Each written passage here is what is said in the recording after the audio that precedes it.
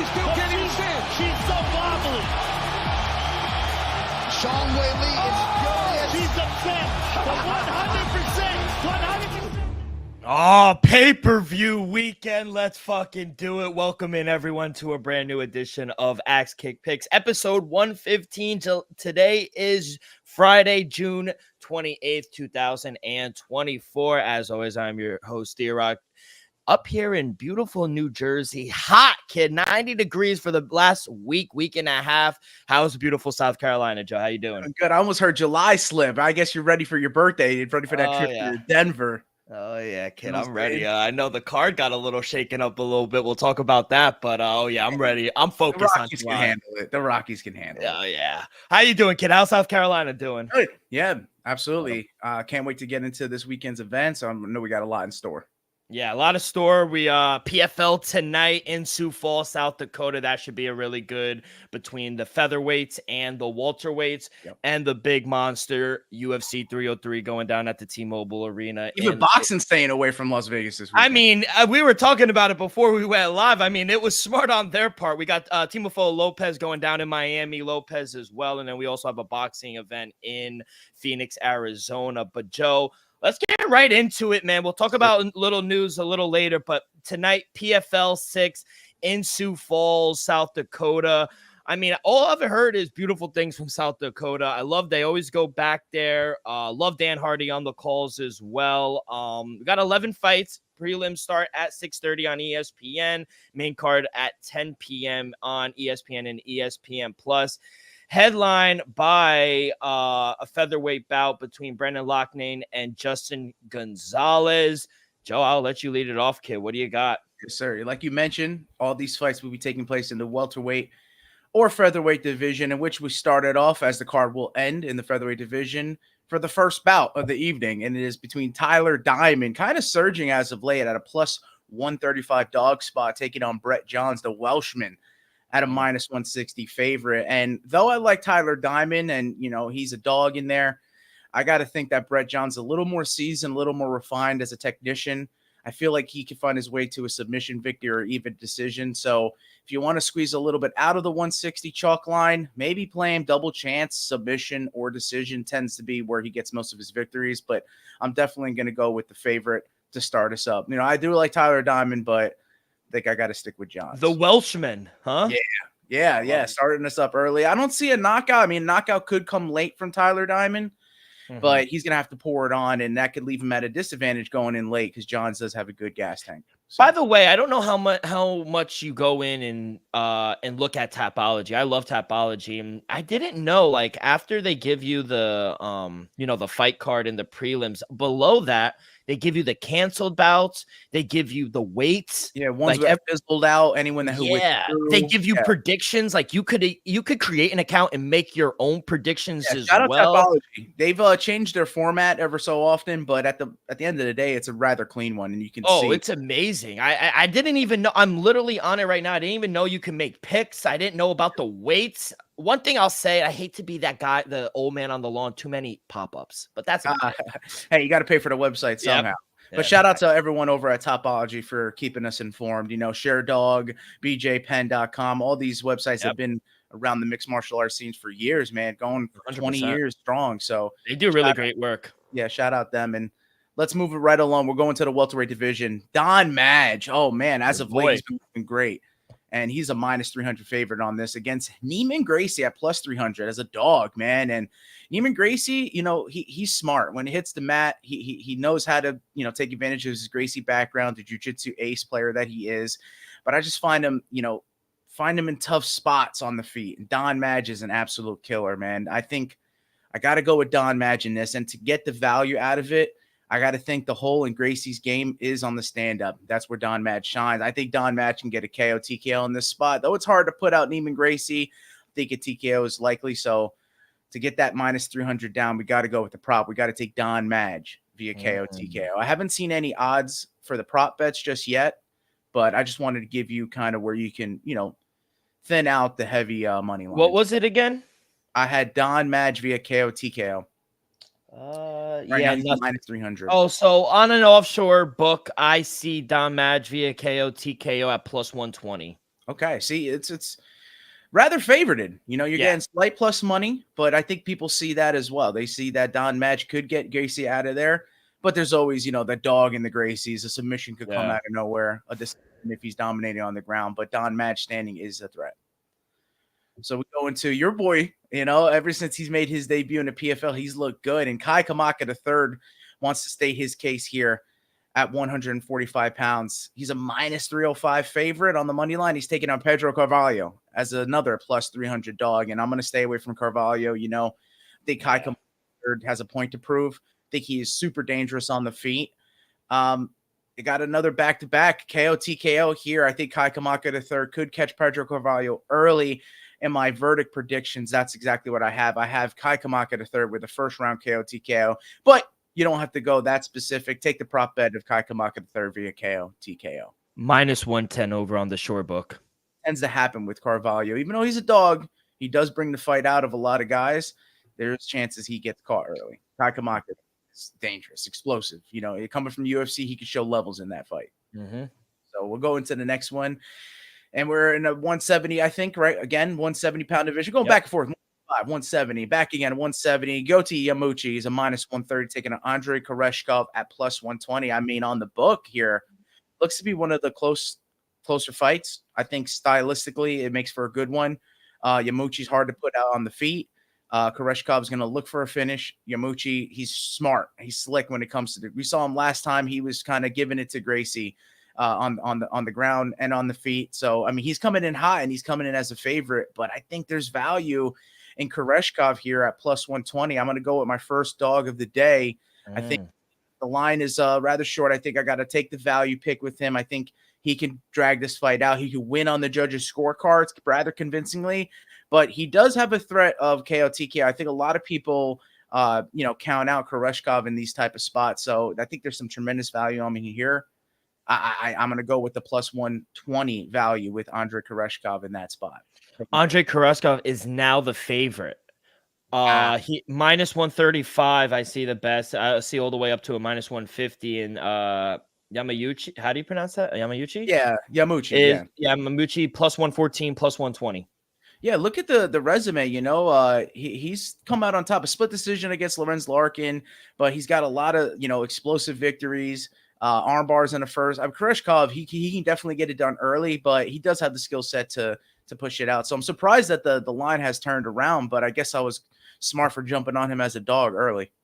Yes, sir. Let's go right into the next fight. And man, I think Timur Kriziev, he's got a fight on his hands. You know, though he's a minus 400 favorite, Enrique Barzola, he might be the biggest dog of them all on this whole card, bringing out the fight of his opponents. Enrique Barzola plus 325. I don't think I'll be willing to go ahead and take him with that, that tremendous value. Like I said, every fight he gets into, you're in for entertainment. Enrique Barzola is entertainment personified, and I think though the level may be separate here. Kriziev maybe at a higher level. Barzola is going to bring it to him. And I think you got to go on the right side here by taking Kriziev, but I don't think he's going to get Barzola out of there. I'm expecting a hard 3-round fight here. I would take Kriziev by decision here. That's how you're going to get the value out of minus 400. Do you have any odds on what that would be at via decision for Kriziev? Via decision, minus 200. Wow, so it is favored. Yeah, I don't see any other path to go ahead and squeeze the value out of it besides that. Maybe you want to incorporate him as a parlay piece. Yeah, even the fight to go all 3 rounds, minus 250. So yeah, definitely want to pick a side in that one, probably favoring Kriziev. But like I said, Barzola, he's not going down without a fight. That's for sure. So, and this next one is also highly competitive, Murad Ramazanov, minus 135 is taking on our boy. Last time he showed out well for us, Shamil Musayev at plus 120. When I saw him taking the dog again, I got to go back-to-back spots. I mean, he's making us money. He's taking these short notice fights, and he's proven that he is a really good fighter. So I got to go with Musayev. I think he can outstrike Ramazanov. I know we've seen Ramazanov in one. We've seen him all over the world fighting at the highest of levels of striking, grappling, mixed martial arts, you name it. But I think Musayev, man, he's a guy that's coming under the radar. He's fought very good competition, And I think he's in a sneaky spot here. So give me another dog. Going back to it, another plus 120 dog in Shamil Musayev. Hopefully it hits for us again, D-Rock. Yeah, he's up to plus 130 certain books as well. So money's coming in on the other way, which better for us. I mean, hey, more money coming in if you want to get that plus 130, snag it. Yep. But yeah, Ramazanov, he's gonna be a tough fight for Musayev. So whoever comes out victorious to that will keep their undefeated record, and I think we'll be heading into the playoffs strong. So let's go. I think this is the main event of the preliminaries. We've made it to Lorenz Larkin, minus 345, taking on Alan Dominguez at plus 275. Look, people don't know about Alan Dominguez, but this Mexican fighter is a superstar. He's a striking savant. He knows how to handle it on the feet, but you're taking it against a buzzsaw in Lorenz Larkin. The dude has been in the UFC. He's knocked out dudes there. He's been in Bellator. He's knocked out dudes there. And now in the PFL, I think he can knock out dudes here. If Dominguez isn't defensively sound, he could wind up getting caught. So I got to get the value out of Lorenz Larkin. I think exactly what I said could come true. I'm going to go with Larkin on a prop via KO, TKO. Bet you the odds are favored for that, but that's somewhere I would lean because if Alan Dominguez wants to stay standing, he might get caught. What do you got for Lorenz Larkin? Yeah, Larkin, KO, TKO at plus 163. Ooh, all right. I like that bet. I like that prop bet. That's a lot of plus money right there. Man, honestly, Dominguez, though, does have – I think he's live. I think the way that I've seen him, some of the film that I've seen, he goes in there and brings it, stand-up warrior. Lorenz Larkin could incorporate some takedowns, but he loves the fight. So I think this is going to stay standing and someone can go night-night. I just want to go with the favorite here, someone who I've seen at the highest of levels. I'm going to go with Larkin via How about the over 1.5 rounds at minus 170? Do you think that's a good bet?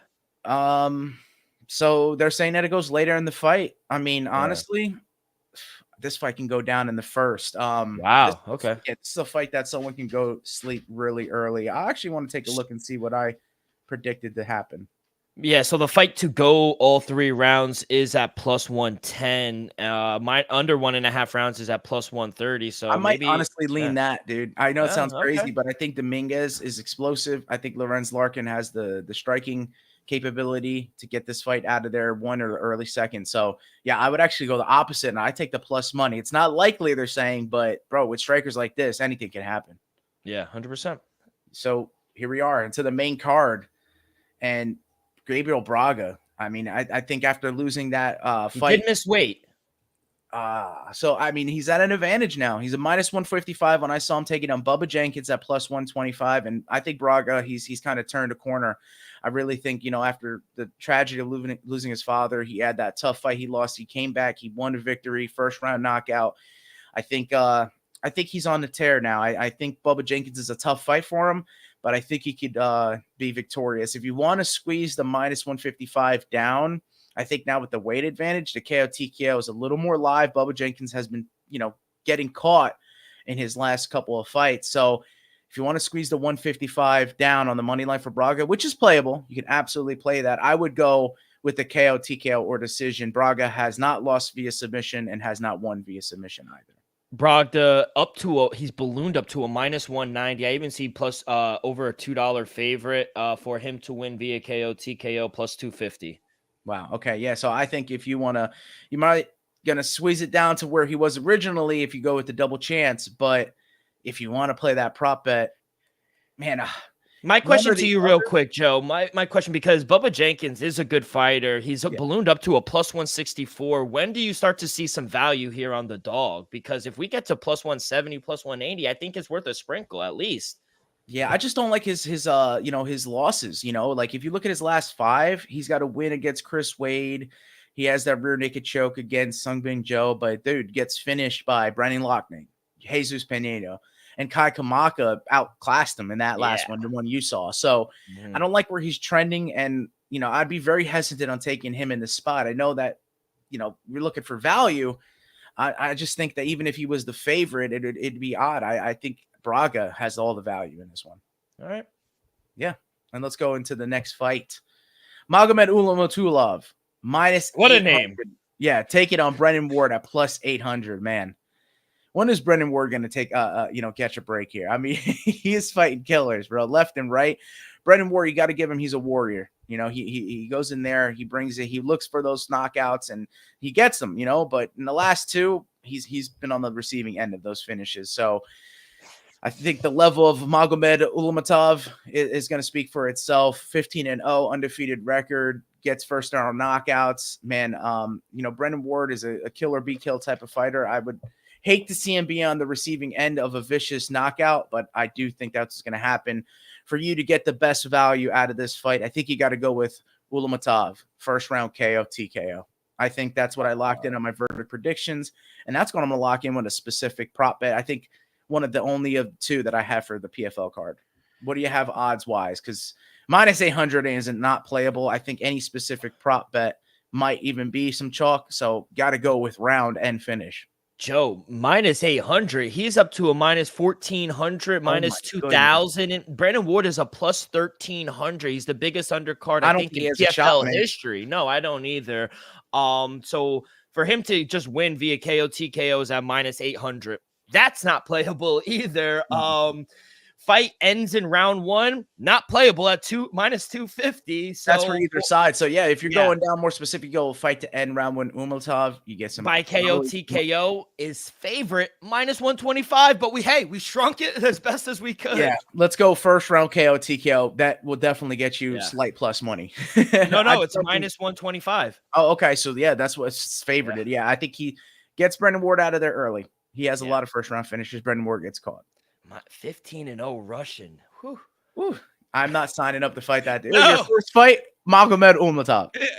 Good luck. So let's make our way to the co-main event of the evening, where Logan Storley, minus 245 favorite, is taking on Luka Paklit at a plus 225 spot. D-Rock, I'll hand it off to you for your first play of the evening. What do you have in the PFL? Yeah, I think this fight goes all 3 rounds here, Joe, especially with the fighting styles of Storley and Luka. You know, fight to go to distance is still a little too chalky for me at minus 200, but I do think Logan Storley is the more complete fighter. He's more well-rounded. I think he has more ways to win. And for the win, we bring that number all the way down to win via decision at minus 135. I have no problem taking that. I think that's a very playable number. So I'm going to go Logan Storley via decision at minus 135. I like that. I think that's a more viable option. I'm taking a chance with this one. Logan Storley has no submission losses, no submission wins. You know where I went last time I saw that. But you look at Paklit, he's actually lost via submission in the first round. I think Logan Storley, if he's smart, will stay away from the stand-up and go take him down, go where he knows his world. He could dominate there. I'm thinking if he could maybe catch him and drop him and then lock in a submission in the first round, might be something that we've never seen before. But if you go with that big of a bet, man, you're going to get some plus money here. Logan Storley, first round submission.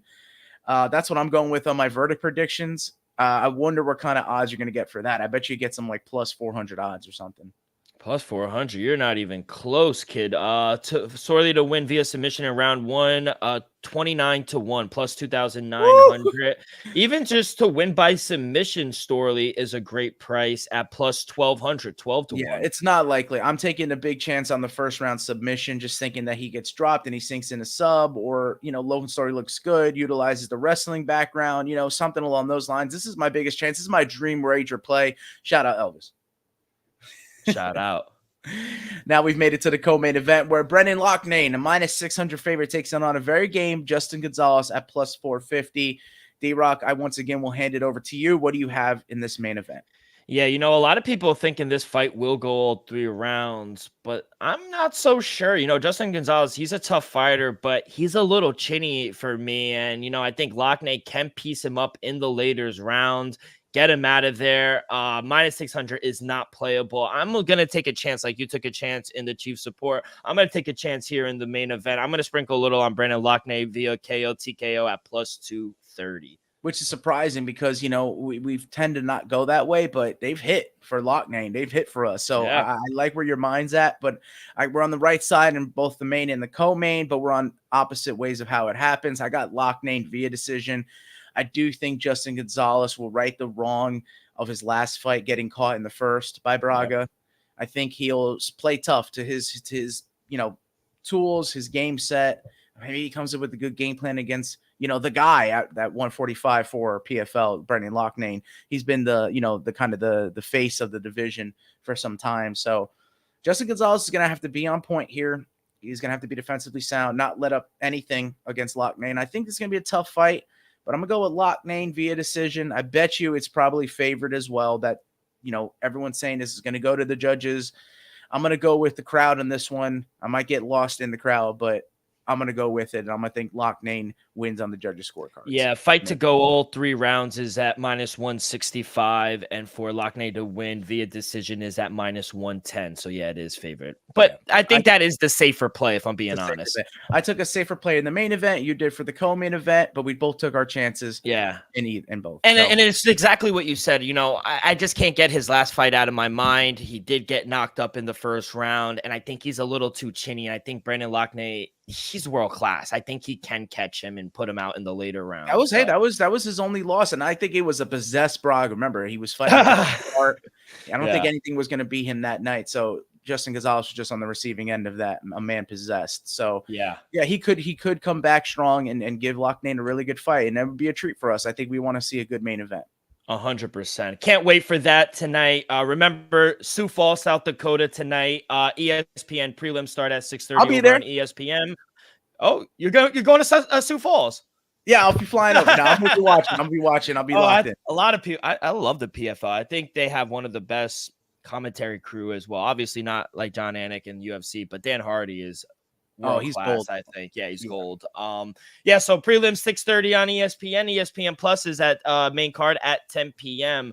But thank you, Joe. Before we get to UFC 303, let me talk about our sponsor, Viva Tequila Seltzer, the most refreshing hard seltzer on the market, hands down. It's no wonder why Viva was voted #1 hard seltzer in the world by San Francisco World Spirit Competition, with only 88 calories, 0 carbs, 0 sugar, and a light 4.5 ABV. Viva is the perfect drink for your post-game celebration, as it was created with that active lifestyle in mind. We flavor tequila seltzer because flavor is the spice of life, and we like our drinks with just a kick, just like how we like our lives. Whether it's Huckleberry playing a round of golf in South Carolina or an elderberry watching UFC 303, it doesn't matter. Our favorites pair perfectly with that Artisanal Blanco tequila for that subtle and refreshing drink. Our belief here at Axe Kick Bakes and at Viva is to live long, live well, and live it up. All right, Joe, let's get to it. Sin City, Las Vegas, UFC 303 going down Saturday night. Early prelims go down at 6 p.m. on ESPN. Prelims on ESPN Plus at 8 p.m. and then pay-per-view 10 p.m. here on the East Coast.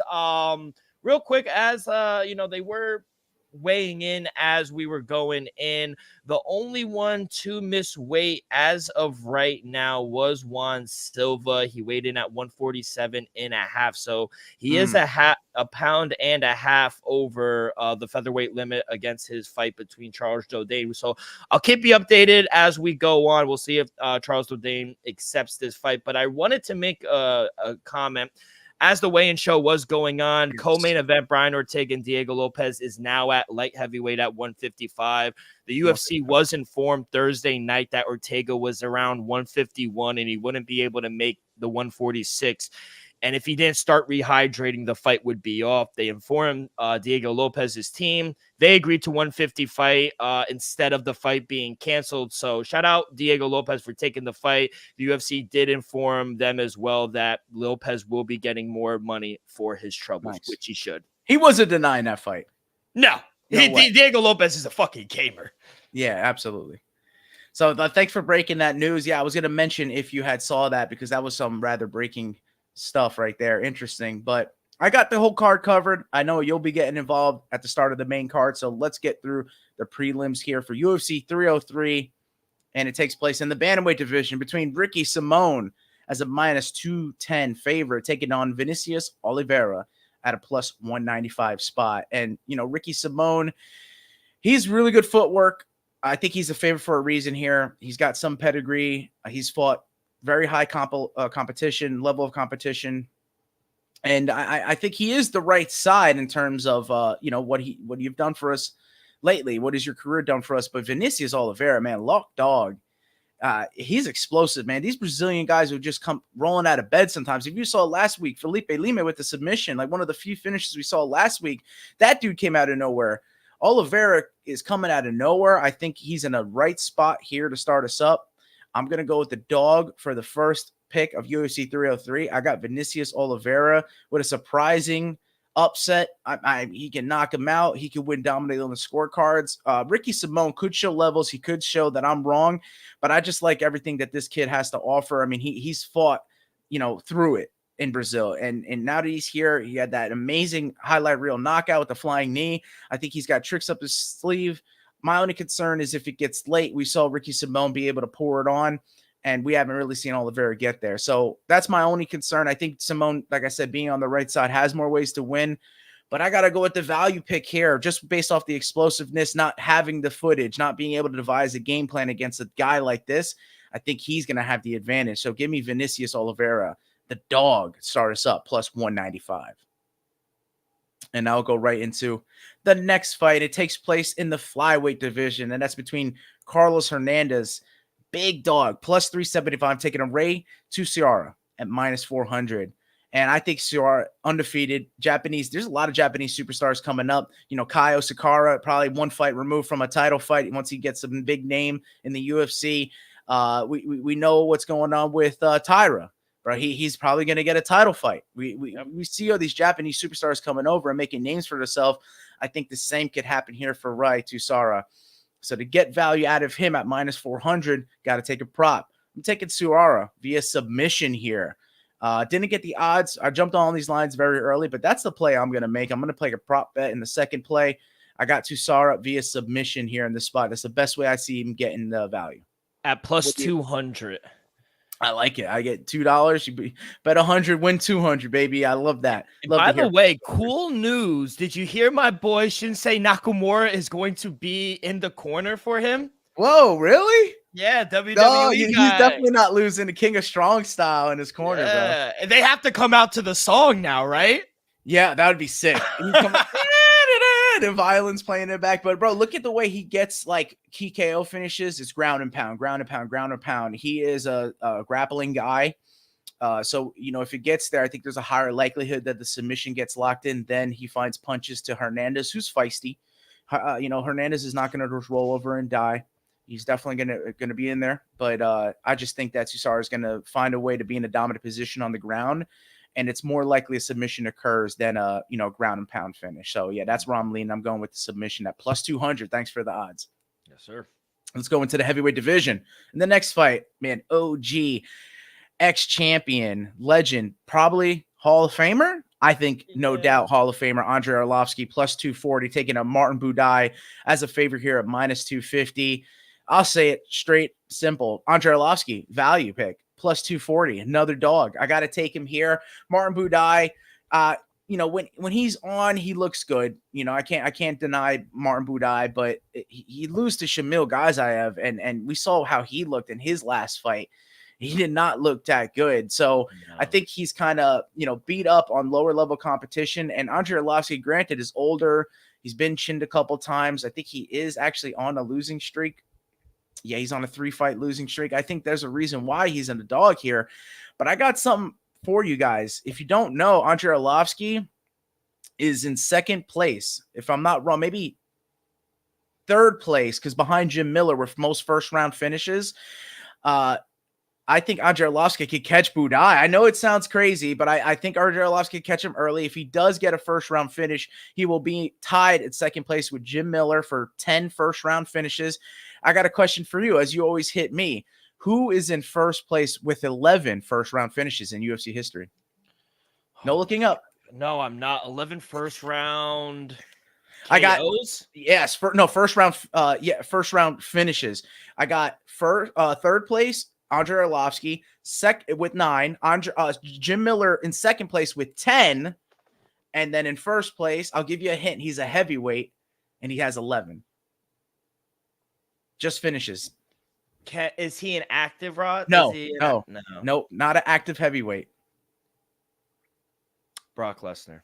No, he didn't even have that many fights, bro. No, I don't know who. His one of his rivals the one who beat him with a knee bar. Frank Mir. Frank Mir. Yes, Frank Mir has 11 first-round finishes in the UFC, the most all time. So Andrei Arlovski, if he does that, he will be tied with Jim Miller for second. But I have a official verdict prediction. Andrei Arlovski wins on the scorecards. If he can outclass Budai, that's most likely what's going to happen. Not to say that Arlovski's power is gone, but I would like to see him get up there in the record books where he's scattered throughout. So I just wanted to get that bit of caveat. Had a little question, as you always have for me. I'm glad we were able to get that out of the way. Let's go into the next fight. I think this is a very exciting fight for the women's strawweight here.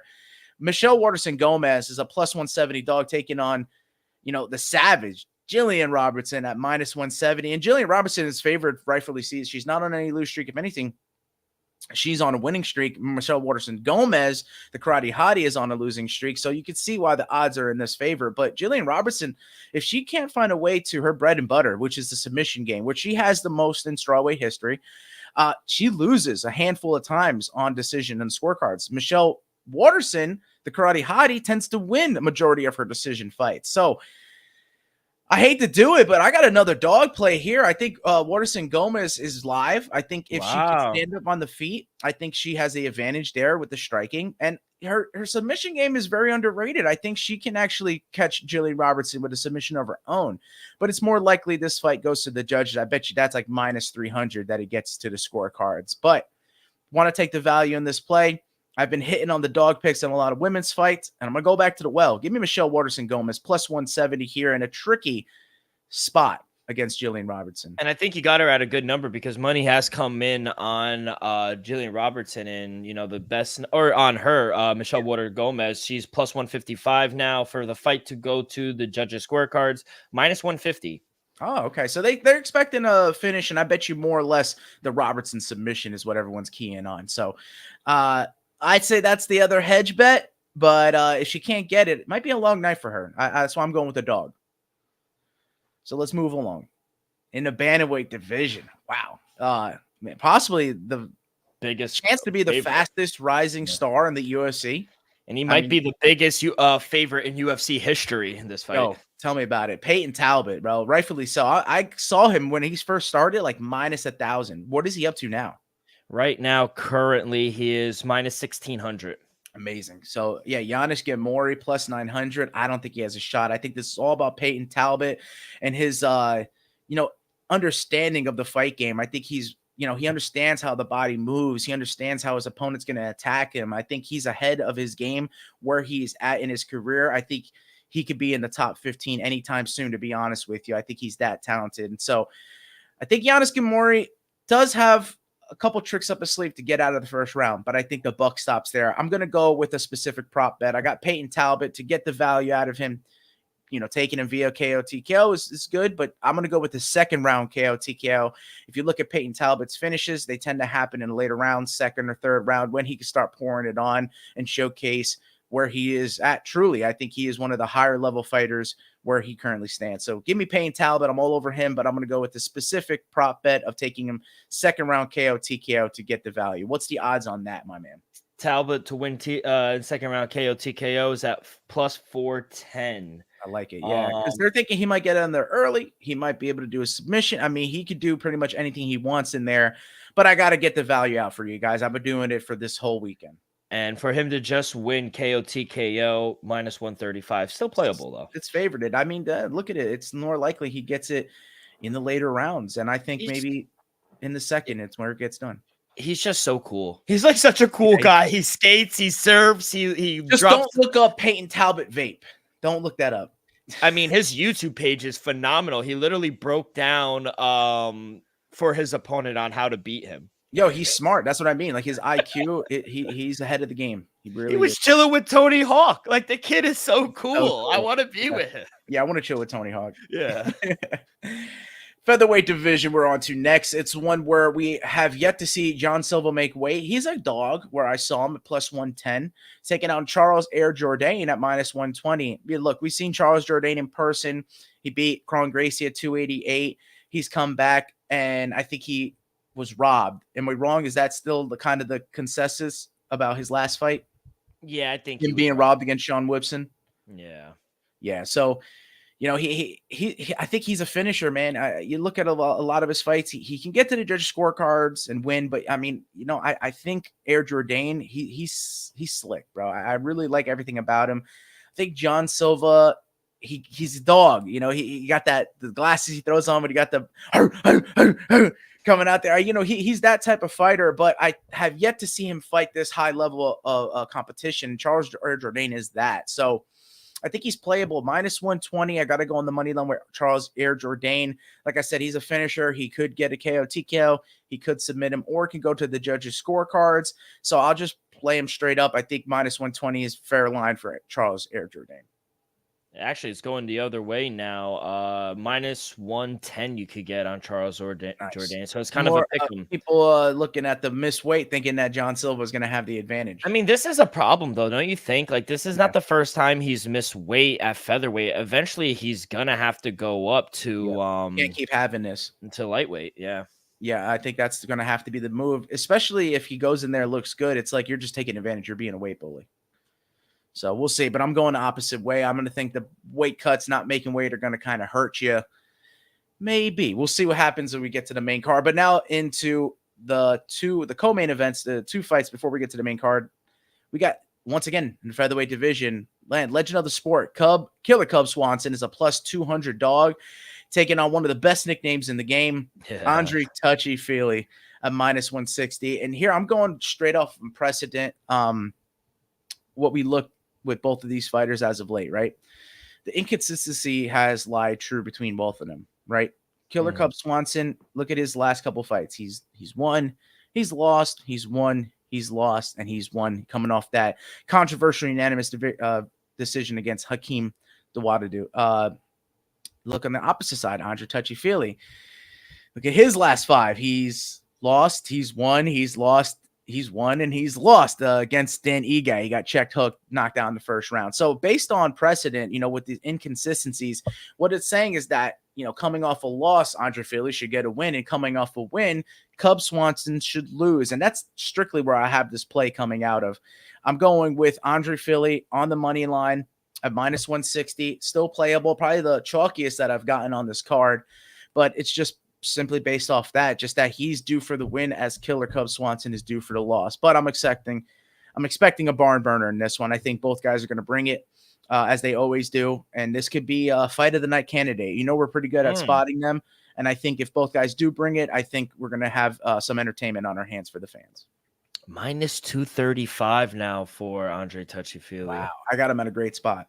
Yeah. So, yeah, I think the youth may come into play a little bit here.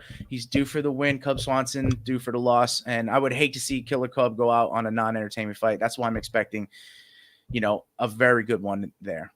So we've made it to the main event of the prelims, and it's in the middleweight division between Joe Pyfer as a -250 favorite to take a Marc-Andre Barrel as a +270 dog. And you know, Joe Pyfer got checked, you know, his last fight. You know, Jack Hermanson is a dog. He knew exactly what to do against Joe Pyfer. He knew to stay away from the power early, kind of drag it on to the later rounds, where it was a 5-round fight. And I don't think Joe Pyfer have ever been there. I don't think he's ever really been out of the second round. Yeah. So the fact that he fought all 5, I think Joe Pyfer has learned a lot. But Marc-Andre Barrel is going to have to take a page out of the book of Jack Hermanson if he sees himself to victory here. He's going to have to stay away from the power early, and he's going to have to drain him. And that's what Power Bar does. He drains you, and he gets those finishes late. But if he doesn't have the chance to do that, he does lose a lot via KO, TKO. So that's what I got. I got Joe Pyfer finding the power early and winning via KO, TKO. To get that -250 down, I got to take a prop bet in that one. I think Barrel's goal is to make it into the third, maybe to the judges. I don't think he sees even the second. I think Joe Pyfer can knock him out in the first. And if he doesn't in the first, I think he knocks him out in the second. Joe Pyfer via KO, TKO. What's the odds on that? +205. +205. I like the +200. Give me double my money. Real quick, before we get to the main card, got an update on Yuri Prochazka. He is in the building. He has 30 minutes till 2 o'clock here on the East Coast to make 205. The other person to make weight yet or to weigh in, Anthony Smith. So we're waiting on 2 guys. Wow. Okay. All right. I'm going to say Anthony Smith makes weight. I think they both do. I think Yuri makes weight too. I just think they were both chilling. Yeah, they're enjoying Vegas, baby. Yeah, there you go. So here we are in the main card of UFC 303 International Fight Week. We're supposed to have Conor McGregor versus Michael Chandler, but I think we have a really good fight on our hands for the main event. And we'll kick it off here at the start of the main card. I think a really good fight to kick it off here. And it is in the welterweight division, possibly even a title eliminator here between Ian the Future Gary, minus 120, or Machado Gary, if you want to throw that in, taking on Michael Venom Page, MVP, plus 115 in this spot. D-Rock, I got to hand it off to you. What do you have in the opener to UFC 303? Yeah, I know it might be a little chalky here, backing Ian Gary on the money line, minus 148. I like it. So on top of that, I'm going to take that. And I also think there's a little more value in backing him to win via decision at plus 160. You know, the odds makers do expect this fight to go the distance. It's at minus 160 for the fight to go all 3 rounds. MVP has just been knocked out one time in his 24 professional fights. MVP has also never been submitted across that stretch either. So, you know, I do give the edge to Ian Gary in this fight. You know, he has the 10-year age gap. I think that's going to bode well for him in the later rounds. You know, Gary, I feel like he does an excellent job. We watched him in Charlotte getting in and out. You know, he picks his moments to get inside of the pocket. He'll land a strike, then immediately jump back out, get some distance before his opponent can counter.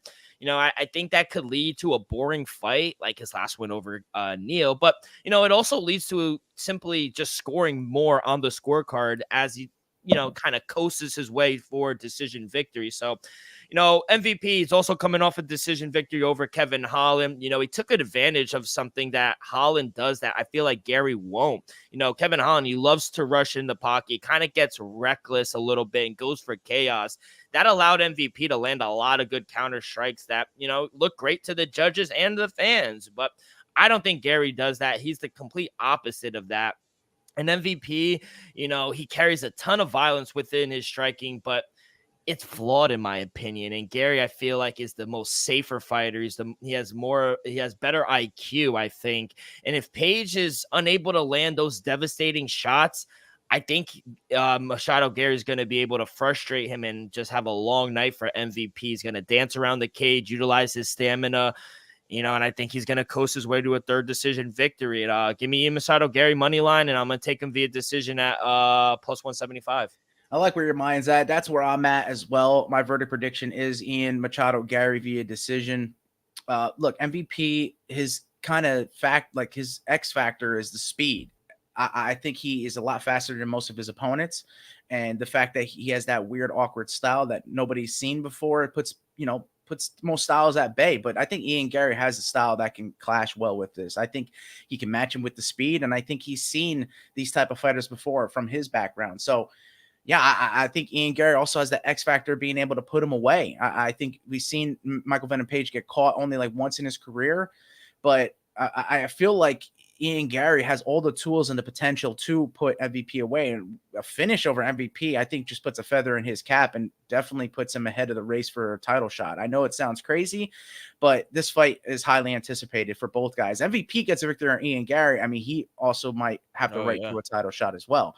So the winner, this could be a title winner. It could be a glorified title eliminator, or maybe the right to fight Shavkat Rakhmonov. So maybe this fight is, kind of a loser's fight in that sense, having to fight that Kazakhstanian killer. But, you know, we're on the same side. I got Ian Gary in the money line minus 120. More money's coming in on him.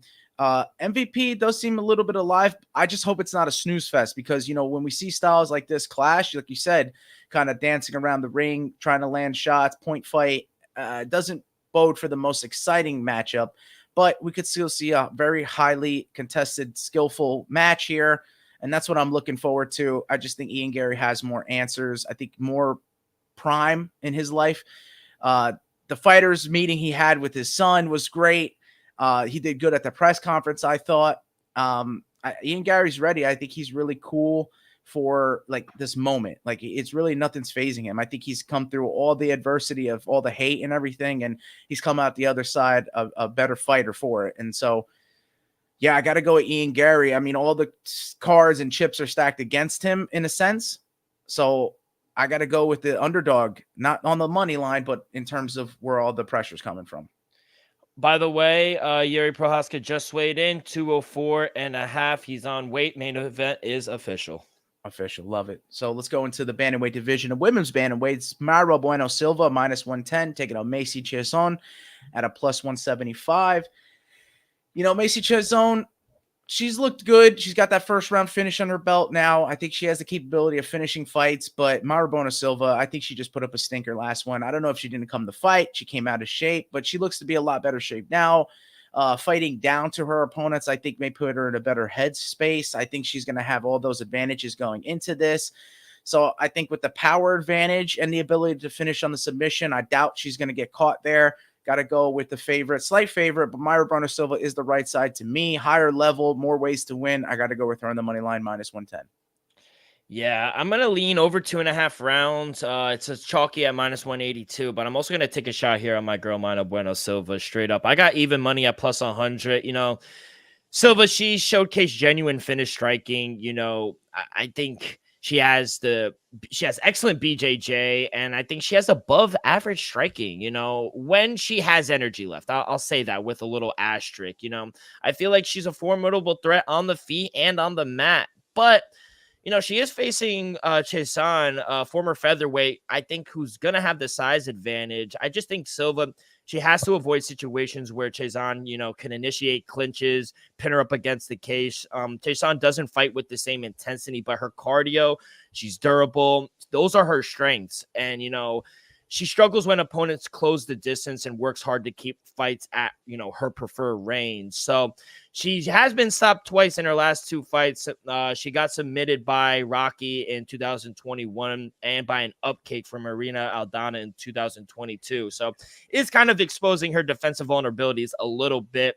This being a 3-round fight, I feel like if Silva can, have the effort that she nearly had to secure her title shot in her last bout, I believe she has what it takes to win this fight. I'm going to take her on the money line +100 and over 2.5 rounds. Chalky it, but it's at -182.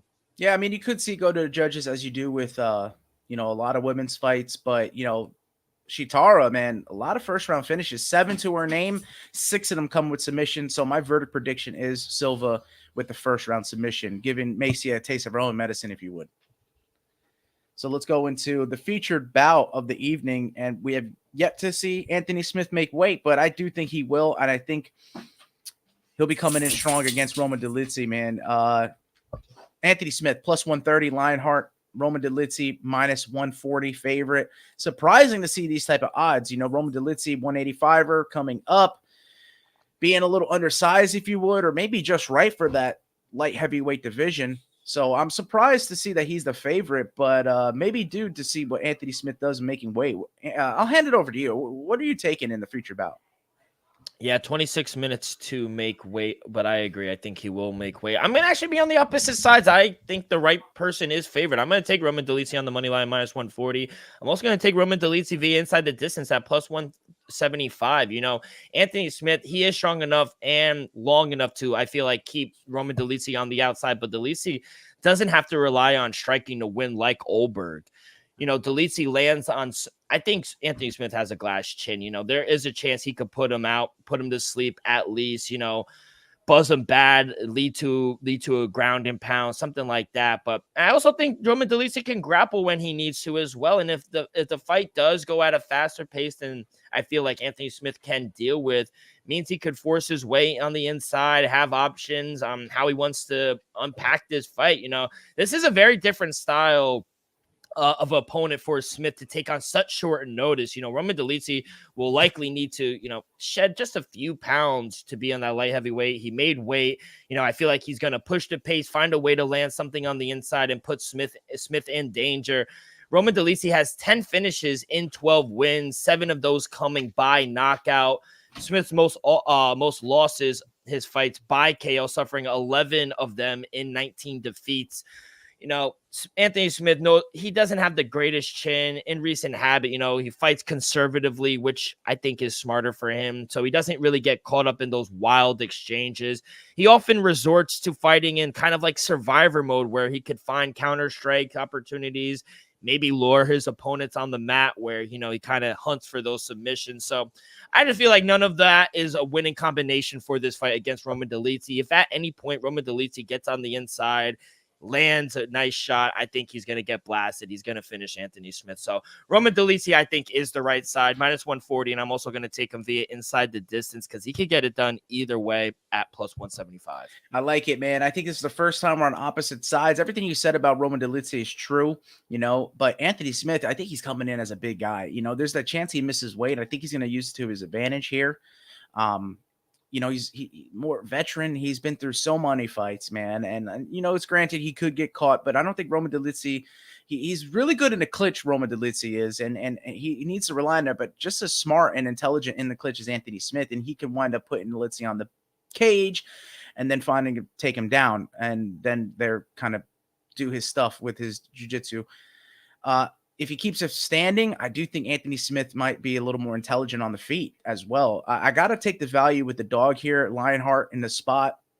He took the fight on short notice, but now he's not the one that's coming in on short notice. Roman Dolidze is the one that's coming in on the shorter notice. So Anthony Smith, both guys, not much time to kind of game plan around it. I just think if that's the case, I'm going to take Anthony Smith in there just based off his experience. Last fight, he could have just caught Petrino with that guillotine. Could have been a bad mistake by Petrino there. But, man, there's levels, and Anthony Smith could show that against Roman Dolidze. Mind you, Anthony Smith's coming off of that win. Roman Dolidze is coming off of 2 decision losses. My verdict prediction is Anthony Smith via decision. If he can mix it up a little bit, stay away from, the dangerous positions that Dolidze can put you in, I think he can wind up winning, maybe split, maybe unanimous, but Anthony Smith is my value bet for the main card. I got him at the plus money value of plus 130. So now we made it to the co-main event slot, and it's in the featherweight division where Brian T-City Ortega plus 125 is taking on Diego Lopez at minus 130. That was what it was originally scheduled to be. Now is, as Dylan said, a lightweight fight. So D-Rock, what do you have in this new lightweight fight between Brian Ortega and Diego Lopez, your boy? Yeah, this was the hardest fight for me to come down on a side. I do like the over 1.5 rounds, but it's at minus 210. I don't think you could really play that. Kid, I was going back and forth all week, if I'm being honest, and I'm going to buy into the hype. I'm going to take Diego Lopez straight up here on the money line, minus 135. Now, while I do expect Lopez to win, I'd be surprised if his streak of early stoppages continue. He had the impressive knockout of Sadiq Youssef, but his other finishes came against, no disrespect, but 37-year-old Gavin Tucker and Pat Sabatini, who's chinny and has terrible striking defense. So, don't forget about before Lopez's recent 3-fight win streak, 7 of his 9 previous fights have passed the midway point of round 3, and many of those came against mediocre competition. So I don't think it's going to be easy to finish Brian Ortega, it's going to be his toughest test of his career. He's durable, and Ortega's just been finished twice in his career. One by doctor stoppage after going 20 minutes against Max Holloway, which no shame in that. No. And then he dislocated his shoulder here in Long Island against Yair Rodriguez in 2022. So I expect a back and forth battle. Plenty of grappling exchanges. I think that's going to go over 2.5 rounds as well. So, like I said, 1.5 rounds is at minus 210, but over 2.5 rounds, you can get a nice plus 120. I like that. And I'm also going to take Diego Lopez here straight up at minus 135. Sweet, man. Yeah, dude. Diego Lopez, man, bona fide killer. I don't know what to say. You got a Brazilian cat representing Mexico out of his fight camp, and you got a Mexican cat in Ortega representing Brazil with his jiu-jitsu. You get what I'm saying? I love the makings of this fight. If Diego Lopez can't finish Ortega early, I think Ortega will have the advantage late. We have yet to see Lopez in the UFC go that late in a fight, besides losing effort in Movsar Evloev, who we think is, very high-level fighter. So Diego Lopez has fought some good guys, and he's a killer. He gets those first-round finishes, but Brian Ortega is no slouch, man. Submissions come hefty, and when he gets a hold of you, bro, he's like no letting go, man. And though Diego Lopez has 12 submission victories in his career, he's never lost by submission. So you're like, man, the submission's off the table, but bro, I don't think those submissions ever off the table with T-City, man. He is so slick when it comes to those ground scrambles, exchanges. Man, it's really hard for me to get off of Brian Ortega in this spot. He's made me money in the past before, especially being in a dog. I think I got to take Brian Ortega here. Though I would take a KO TKO off the table, I would definitely break it down to like submission or decision. I think you can just play him on the money line if he's a dog. So yeah, Brian Ortega is my pick. I think a late finish is in order for him.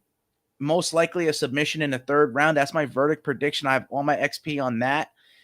Diego Lopez, though, he's gonna be a hard out. He could throw everything at him. It could be like Ortega just walked out of a hurricane or tornado in that first round and be like, what just happened, and not know, because Diego Lopez just ran through him. So I think either way this could happen. I think it's gonna be a great fight. Respect both fighters for stepping on a short notice to take it. And that's kind of partly why we're getting 155, because I don't think Ortega's really been unprofessional. He was already on his way to move up to 155 and fight at the Sphere, but then he's never missed weight before. So the fact is he's not longer a featherweight fighter. It looks like he's a lightweight fighter. So shout out to Lopez for keeping headstrong. Yeah, and to be honest, he had an interview and he was saying, I think we talked about it on the pod. There's no pathway to a title shot at 145 anymore. Between Ilya Tapora, Volkanovski, and Max Holloway, you're looking at, even if you win this fight, you're still looking at a year and a half to get a title shot. So I'll say this. Diego Lopez goes out there and beats Brian Ortega. He's passing Ivalov on the ranking. He gets a title shot. Yeah. And Brian Ortega wins. It cements him, I think. I know it's Diego Lopez, not ranked in lightweight, but no, he is. Not lightweight. Not lightweight, but look what Aljo did. And not to say it's the same. He fought a top 10 guy in Calvin Kattar. But I don't know, man. Brian Ortega is so skillful. If he decisively beats Diego Lopez, I think you could easily rank him in the top 15, maybe top 10 of the lightweight division. I know that's saying a lot, maybe cutting out some of the other guys, but there's a lot of matchups you can make for Brian Ortega, and you can test the skill level of him there. 100%. So that's always an option. And now we've made it to the main event of UFC 303, and it's in the light heavyweight division between Alex Poatan Pereira, minus 150, taking on Jiri BJP Prochazka at plus 145. Man, I'll give you mine first. D-Rock, you get it in second. Jiri Prochazka, man, I love everything he stands for. You know, we talked about in the past the samurai values and morals he has. It's intense, bro. You know where it's going to be. The press conference was intense. You know how it's going to be when we come to weigh in face off today. It's going to be intense. And then they're going to be in the square, they're going to be in the octagon. They're going to be in front of each other come tomorrow night, man. Dude, I'm torn. Last time I picked Jiri, I thought that he had more ways to win. I thought the awkwardness maybe get to Alex Pereira, but it didn't. Alex Pereira, he did win the first round and he did look good in the second, but he got caught, man. And I just think that Alex Pereira may find an even faster way to get to that knockout victory in this one. So I got Alex Pereira, man. I'm taking him on the money line. It could be a letdown because I think the knockouts is what's selling his superstardom, but don't get me wrong. He's been to the decision before, and Jiri's trying to make his way down, I think, to 185 if whatever happens after this fight. I mean, if he wins, he's the champ at light heavyweight, but I think there's a chance if he loses, he goes down to 185. So Alex Pereira is such a big dude, so powerful. The traditional striking may outclass the awkwardness of Jiri Prochazka, but if he can hurt Alex, man, that'd be a sight to see, and then throw in his crazy wild strikes. We'll see what happens from that. But I got to go with the classic traditional striking of Alex Pereira with that death touch, bro. All it takes is one with him, and if he catches Jiri flush, he can put him out. So I got to go with Poatan on the money line, though I would tend to think that KO TKO, it would be my prop bet play for the main event. Yeah, now before I make my selection here on the podcast show, I do want to acknowledge these are two of my favorite fighters on the roster. I literally have them enshrined in the studio behind me. So yes, before their first fight, which was a banger, with all that being said, I am going to take Alex Pereira here on the money line minus 140, even though money has come in on Jiri, and for good reason. I think he had some success in that first fight. Was it stopped prematurely? We could debate that on another episode, which I do think so. But I also like the over 1.5 rounds at minus 148. I think that's playable as well. You got two knockout specialists who love to stand and strike. this fight is not going 25 minutes. That, I think gives us plenty of opportunity to back Pereira in a KO TKO at plus money. Keep in mind, 8 of Pereira's 10 career wins have come by way of KO TKO, and 2 of them that weren't even in the 15-minute bouts where, his opponents tried to, avenge takedowns and all that. So instead of backing Pereira here on the money line, which I am taking minus 140, I think that's playable. I like the over 1.5. I'm also going to take a prop bet, and you said it, KO TKO, much better price, plus 110. Yes, sir. And that'll do it for UFC 303. Man, I'm expecting a really good card. All the fights that came in last minute, I think did a wonderful job. UFC always does a good job fixing these cards. But I still believe we will get to see Conor McGregor take on Michael Chandler in the future. But this is a good substitute. And I know we have a lot more in store for us in the future. Yeah, 100%. Great card still for International Fight Week. Of course, it's not a Conor McGregor card. No one is thinking that. But, yeah, still great card. I still think we see him. Hopefully they're pushing August, early September. But the problem is all of the pay-per-views are booked. They're going to have to either create a new one. It's looking like we'll talk about here in a few minutes. Salt Lake, baby. See you in Salt Lake. No, they're gonna have Rocky and the Venezuela Vixen headline that card. So you got to. They've been out for over a year. I mean, you're not gonna put Conor McGregor and Michael Chandler up in Salt Lake City. I mean, that's just not gonna happen. Right. By the way, Anthony Smith just made weight 206 on the dot, so we are all official here on the main card. Just one guy missed. Yep, locked and loaded. But Joe, thank you. Should be a really good one. UFC 303 International Fight Week.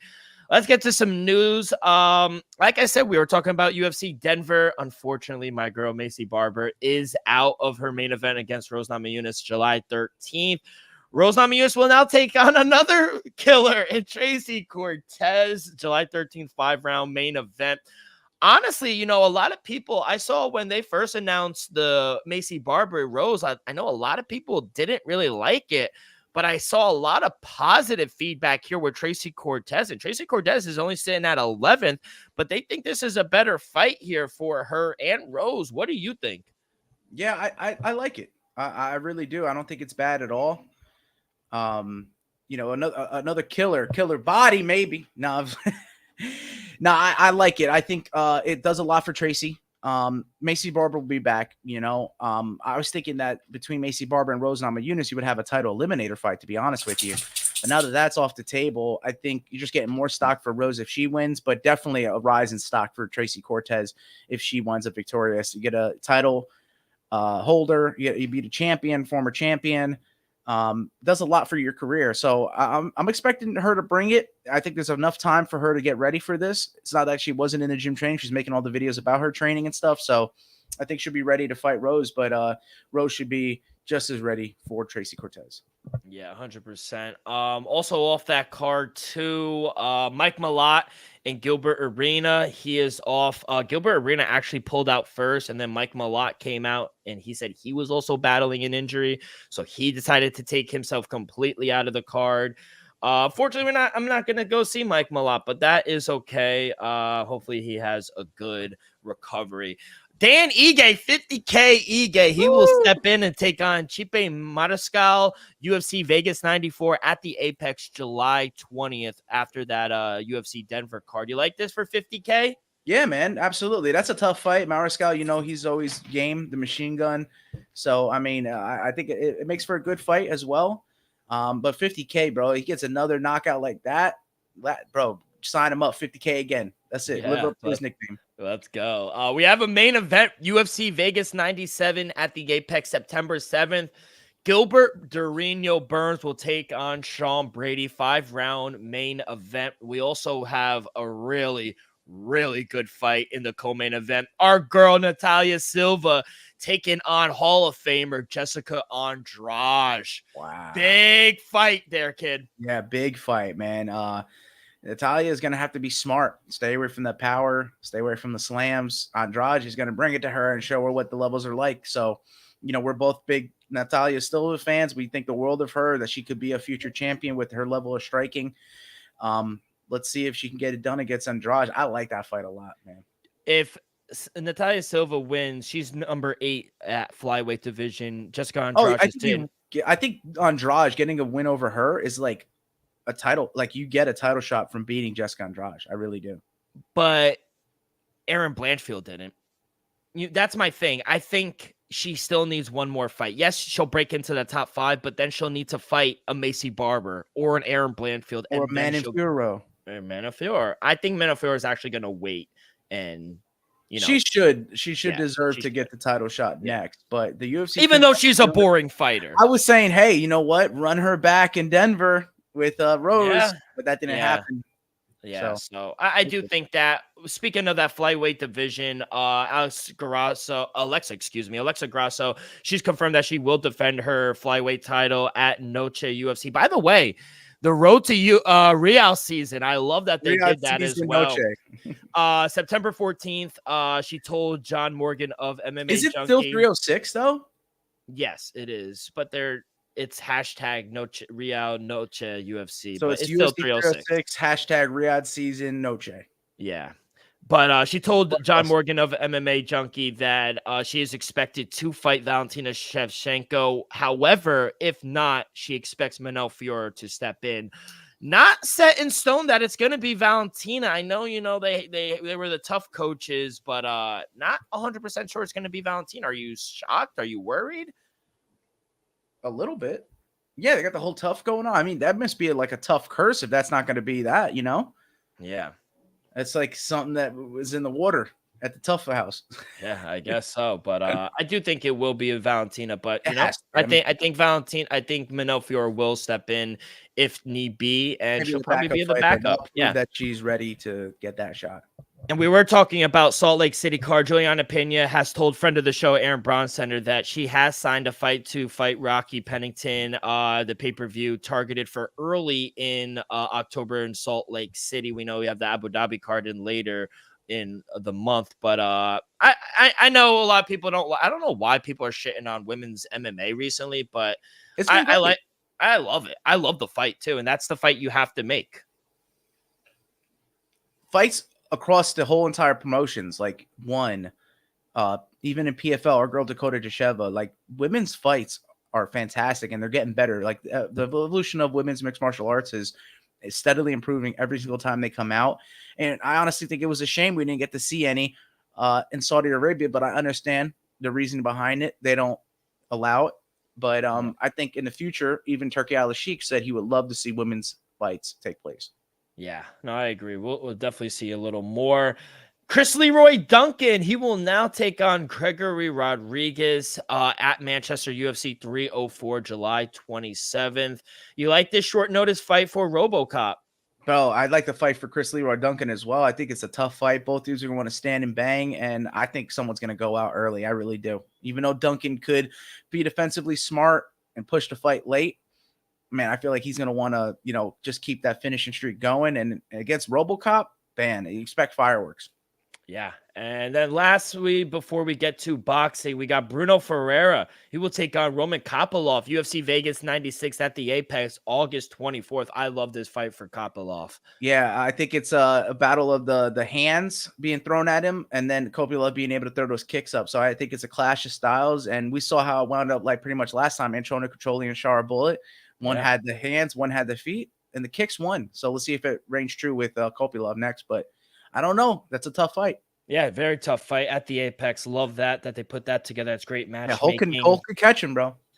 Let's go to boxing. Gervonta Davis Tank versus Vicente Lomachenko. Negotiations have now resumed for WBA and IBF lightweight world title unification following Tank's win over Frank Martin and Bob Arum. He's confirmed these talks are ongoing and that they will get confirmed very soon. You like this move for Tank and Lomachenko? Yeah, I think it's the right way. We talked about it. We'll see if those belts get, whoever wins gets both belts. And then I think they can move up from there if they want to move up weight or if they want to keep defending it.